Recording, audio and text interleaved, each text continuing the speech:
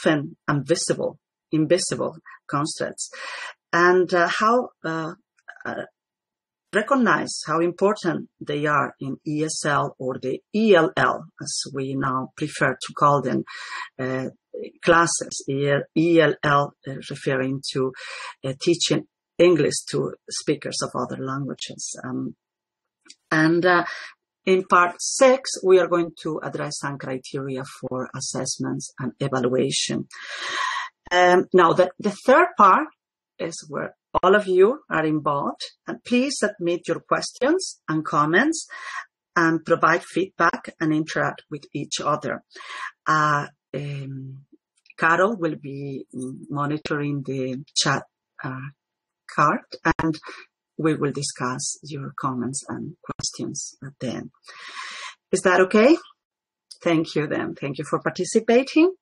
Now we are going to start by mentioning that last year in the 2014 Realize Forum, there were over 800 participants, and some sessions did have quite a large number of attendants.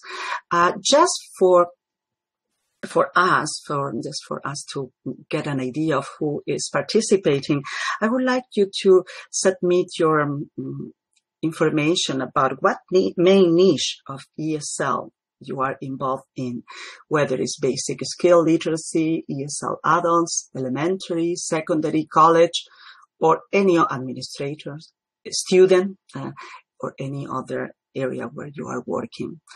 And we can have a look at it at the end of the session. Thank you. Now, I would like to start by saying, just providing some personal information. I was born in Spain, a small city, but I was very happy to get away from home, especially, and do my university work in Madrid. Now, as you know, that is a very cosmopolitan city, and it's now much more even than when I was studying there. And then I came over to Toronto. I've lived in Toronto for 30 years, and my 4 children that are now grown up, my husband, are here. And it is fascinating to see that many people who come to Toronto have not known before arriving here that about 50%, that's right, about 50% of the adults who live here were not born in Canada. And yet they come and they see a city that functions quite well, that doesn't have any major safety or security problems, and seems to work well. Now, it is said that the city works well because it holds high sociological standards of social cohesion, inclusion, and stresses a lot the strength of the social fabric. It seems that when a society doesn't provide this milieu for integration, the marginalization and exclusions of groups creates the lack of understanding, the conflict, and the lack of collective pride. So, in my opinion, this is what makes perhaps the city of Madrid or Toronto, that I am familiar with, a livable city. Cities where positive social engagement are not only preached, but basically are practiced. Let's go now and let's look at the text, at the definition of its stereotypes. It is interesting to know that that word was actually originally used for in the printing trade, and it was coined in 1798, so over 200 years ago. And it meant a firm or solid imprint. That means that can be duplicated without change. Now, in the psychological and sociological term, the word stereotype was first used in 1922 by an American journalist called Walter Lippmann, who produced a piece called Public Opinion. And the belief is that the word can also be used as a verb, which will imply to believe that all people or things with some similarities are the same. It is obviously to simplify it and to reduce their characteristics. Could we say that all the birds are the same or all the children are the same? Listen, I have 4 children and they are all totally different. They don't, they have their own personalities and their own ways of doing things. So, stereotypes operate in the premises that we think that people who have some common characteristics can be all the same. Obviously, it doesn't work in human nature or societies. Okay. Now let's go to explore some types of common stereotypes. Now, I have listed just a few. If you are interested on this topic, there is lots of literature available in the internet. But I am selected some of the ones that are the most relevant for us as ESL or ELL teachers. Now, this is being said that stereotypes are actually less common in multicultural societies than in hermetic societies where borders are closed and the group attend to have a monolithic society. Now, speaking about stereotypes raises a multitude of sensitivities, and it's sometimes better than using our own to help open the process. So in my classes, I always talk about the stereotypes we have. When I was growing up in a small city, we always consider the neighbors' cities, not really that sophisticated, and people we couldn't trust and things like that. Sometimes people identify with that and they extrapolate to their own stereotypes concerning other ethnic groups. Now, of all the stereotypes, perhaps the national origin is one of the most predominant that I have noticed goes on in classes, ESL classes. Now, each country, and some more than others, seem to attract an image that many people tend to capitalize on. For example, I am from Andalusia in the south of Spain, so according to many, I can dance flamenco. No, sorry to disappoint you, but I will never make a living dancing. I will miss all my steps. I'm not good at that. Okay. Now, instead, we will all agree that everyone is different regardless of their ethnic groups.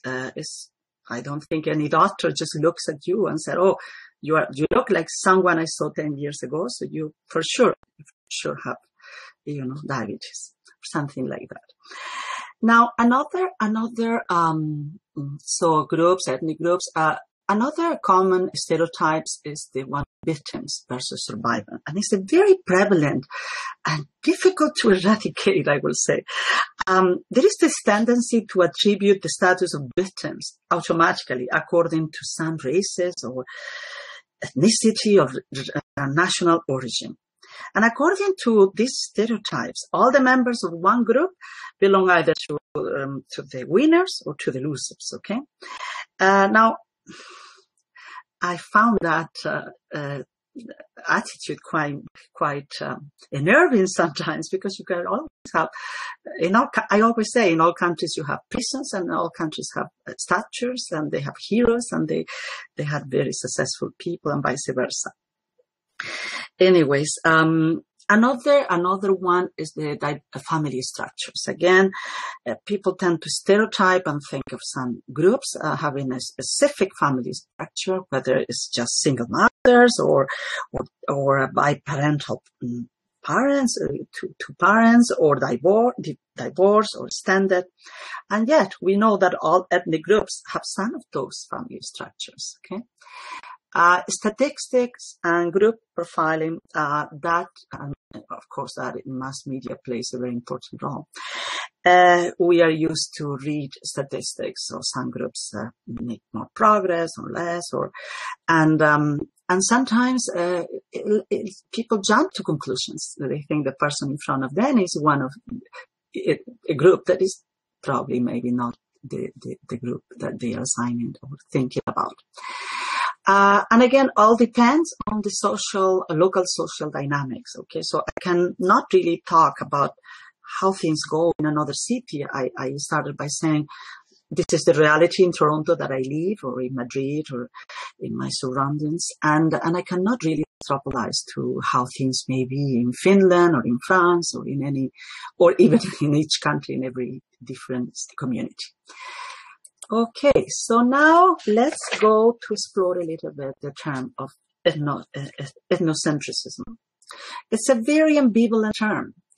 You see, on one side, the term allows you to adhere to your own culture. So you have to love your country, to be patriotic, and that it seems to be a universal trait, part of our intrinsic being. Now, what happens is that when we live in a diverse society, we don't uncheck our ethnocentrism. We think there's only one way of doing things, and that's the way we're being taught at home or in our immediate surrounding. If we don't uncheck it, it could turn to be a very judgmental trait. And it could be associated with superiority, a complex that will, and an attitude that can damage relationships and is very poisonous, I think, to the social cohesion. Every group has things to contribute, and within certain parameters, things should be acceptable to all, I think. Now, going on with the terms of ethnocentrism, and again, I repeat that it's a very positive trait. We all like to adhere to our family traditions, to our ethnic groups in some cases. But here, I chose a map, a global map of some of the major ethnic groups. As you can see, these 7 or 8 major ethnic groups are so big that any generalization over them is just false. It could always have exceptions. Let's see, there are over 200 countries, and there are many of these countries have a lot of different ethnic groups. I come from Spain, and we have 4 different official languages. Okay, along with one of them is Castilian Spanish, but then there are other 3 official languages in different regions. In Africa alone, there are over 2,000 languages, and all over the world there are over 5,000 languages. Okay, so it's not as easy as we can think. There is only one way, and only one way to do things. Okay. Here, what can happen if stereotypes and ethnocentrism attitudes are not checked? Well, we can have conflict. We can have some resolution with commitment to live together, and there is also always to overcome these fixed beliefs. We always have to reconsider our past. What is our present now, and where do we want to go? Do we want to hold these old fossilized beliefs about different cultures once we are in front of some members of those groups? And, we see that none of our conceptions really hold truth. Okay. So let's go now to, I think I just bypassed one of my, sorry. Okay. So here, I would like you to please now take a few minutes to write some anecdotes that you have heard from your students in which they have mentioned that they were surprised that some of their expectations were not about a group or about a person because of their nationality, origin, or gender. Was really shocking, well, somehow shocking. And if you could write some of them, we could at the end share together, okay? So please, just brief areas. I used to, well, I go back always to think, when I was in Andalusia, I always used to think people in Madrid spoke very funny and they were very arrogant. Then I arrived there and I found people from all type of groups and characteristics. Sorry, I'm going to put my microphone. Okay, so let's go now. Okay, so in this slide, I would like to explore what I have found in my research that is at the basis of the stereotypes and unchecked ethnocentrism. And is that these are beliefs and attitudes that have fossilized. They were introduced to people sometime in their lives, and they have not been able to overcome them or to put them to the test. Even though pride in one's ethnicity is a universal trait, and as I said, perusing over studies and research for these presentations, I found studies attesting to the fact that babies as young as 3 months old instinctively gravitated to mothers who spoke their language or were their racial group. Now, the problem is that later in life, people need to develop an awareness of the diversity within each group, including his or her own and the others, okay? So unchecked stereotypes and ethnocentrism will lead to acting in a discriminatory way, and it will make people misjudge or prejudge actions or beliefs of others. Now, if we think all the countries in the world, look at all the many, many flags, everybody there is the same, it will be, an absolutely absurd observation. Now we see, for example, here is a graphic bar that I put, saying, okay, what were the attitudes of people 20 years ago about gay marriage? And now look at the difference, okay? Here I put a map of Nigeria, which is one of the most populated countries in, the most populated country in Africa now. And look at the many, many different areas and many, many different ethnic groups here and languages. It's really no way. And when we look at the bell curve, for example, look, not everybody, if I am to swim, I probably will be here, comparing myself to advanced swimmers, or musician, I will be really being at the very end of it. So, there are so many variations, and to assign everybody the same, cut everybody the same would be really absurd, really.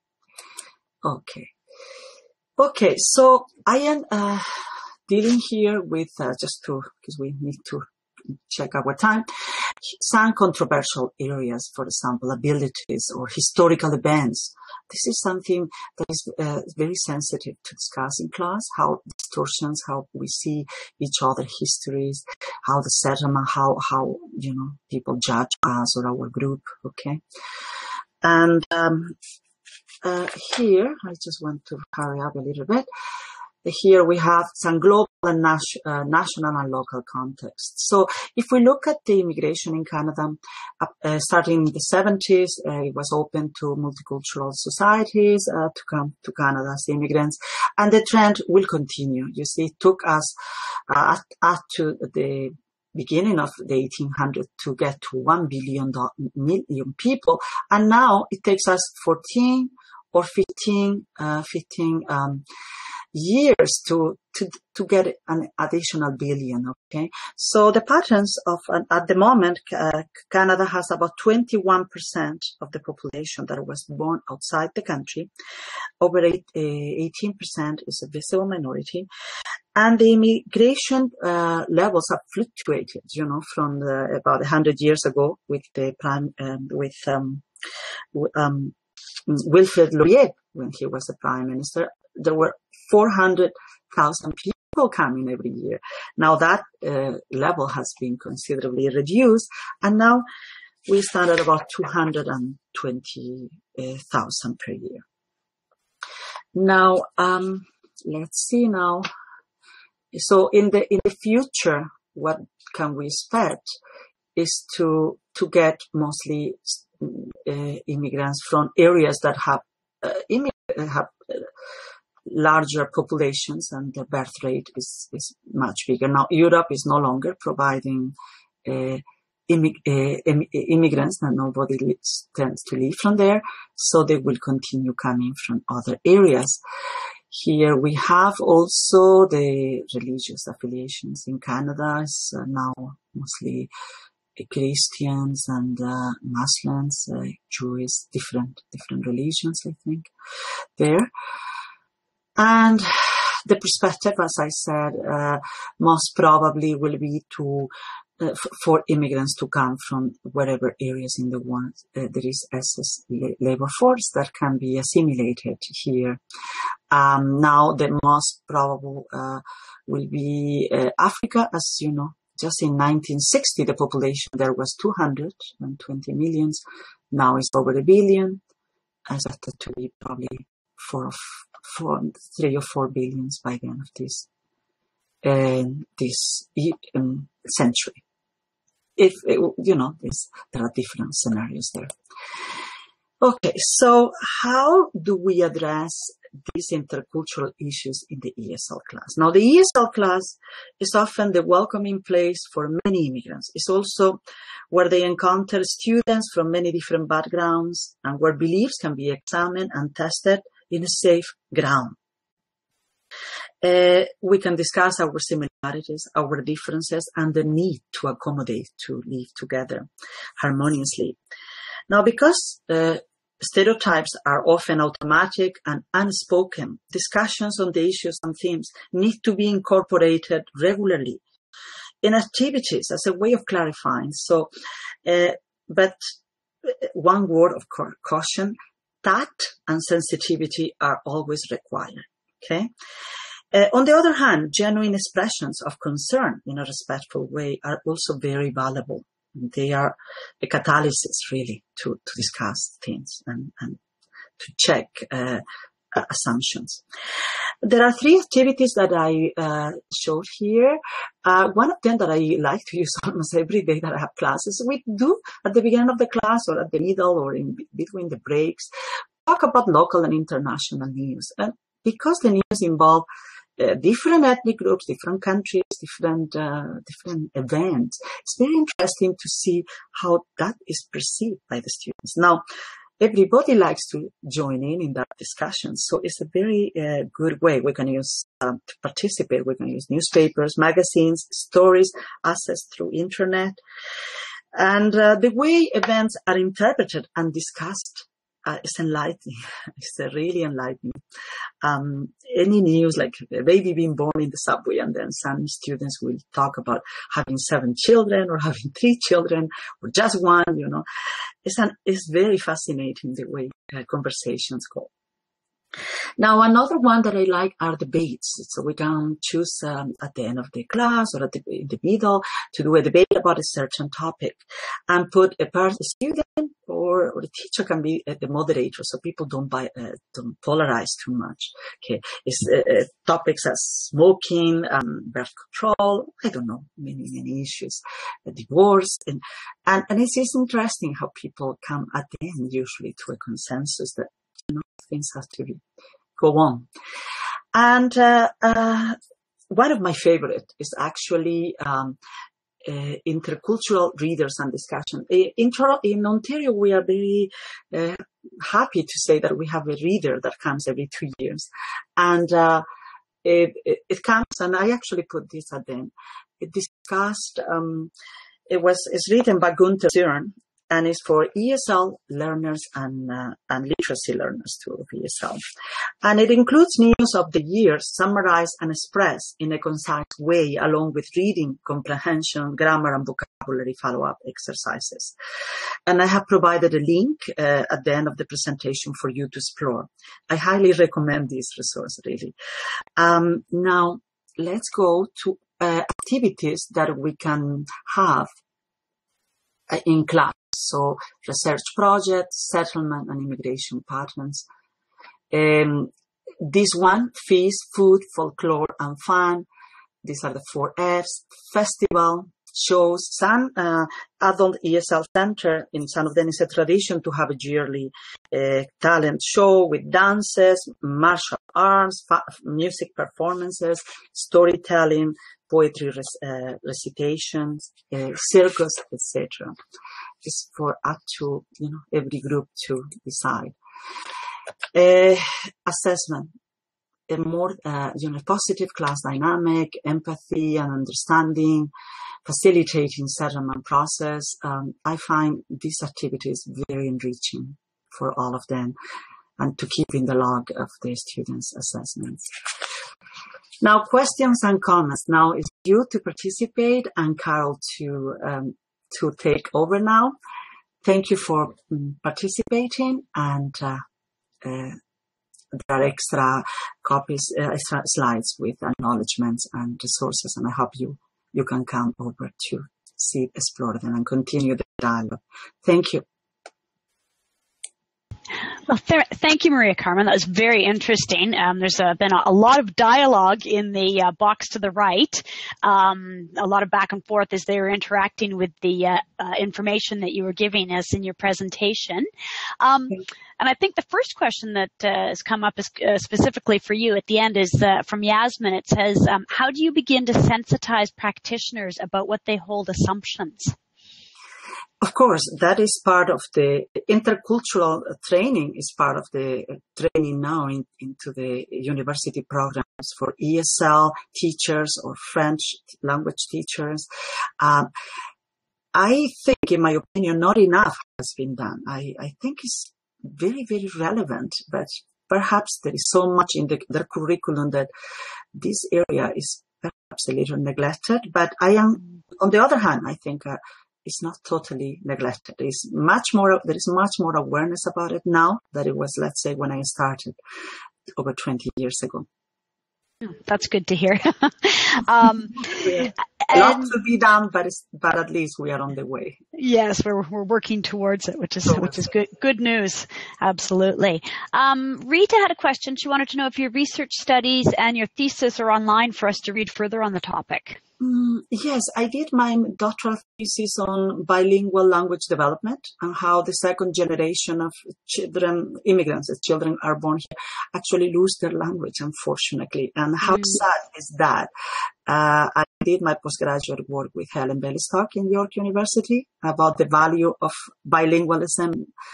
And even, despite the fact that my thesis was done over 15 years ago, still, I see that how language is being lost and not cultivated. And right. It's sad. Mm-hmm.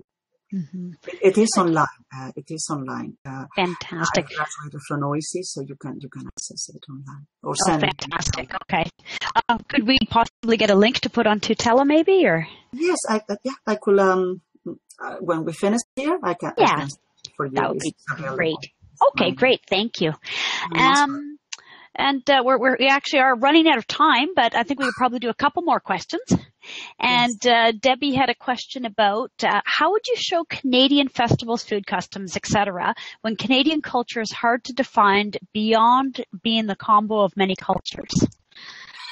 Well, I kind of not, not disagree, but I think there are many things that are culturally Canadian, truly Canadian. Hockey, skiing, curling, Thanksgiving. There are many things, many festivals that are, that people can capitalize on, and they want to learn how to what to cook for Thanksgiving, or how to behave for when it's what to do on Victoria Day. But at the same time, they also like to know how Chinese New Year can be celebrated. So I think it's interesting. It's an intercultural communication, I guess. Yeah. But there are lots of things that are Canadian. I can tell you because I wasn't born in Canada, and I know there are many unique. And if we include Quebec, of course, many more even. Yes. Great. Thank you. Okay, thanks. So we have run out of time, and Marina has asked if we can continue the discussion on tutela. So is that possible, Maria Carmen? Yes, I will. Once we finish up here, absolutely, you can yes. leave your questions, and I promise I will log in and continue the dialogue. Half an hour to discuss such a huge a huge topic. It's just the beginning. It's just scratching the surface. Really. Absolutely. But you've given us a great introduction, and you've given us some really good things to think about. So I look forward to seeing you on tutela, and thank you so much for your wonderful presentation. Oh, thank you for taking time, and all the best to all of you. Thank you. No problem. All right. Thanks, everybody. Bye. Thank you.